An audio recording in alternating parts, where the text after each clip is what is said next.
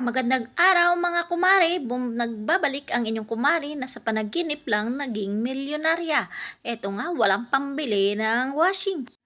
Pero milyonarya yan sa panaginip. Ayan, at akay-akay na namin ang aming washing at aming ipapacheck up sa kumpare namin. At ayan na nga, at tiningnan namin kung ano ang kanyang sira. At aring ang inyong kumari ay paula-ulaga, hindi alam kung saan iniwan ang cellphone. Nasa loob pala ng washing. At yun na nga, kami ay may bibilhin na pyesa.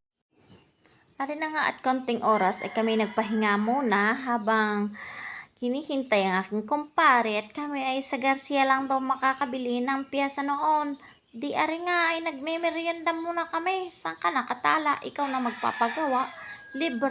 Libre pa pati merienda.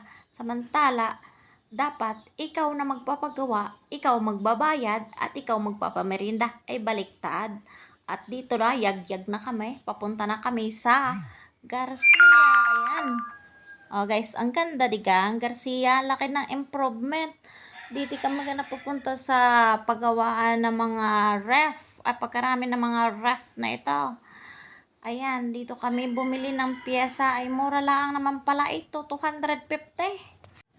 Diga, kaysa ako'y bumili ng bago, ay wala nga pambili ng bago. Dahil ako'y sa panaginip lang naman milyonarya, sa totoong buhay ay kulilat. Naku, bahiting-bahiti ang inyong kumare.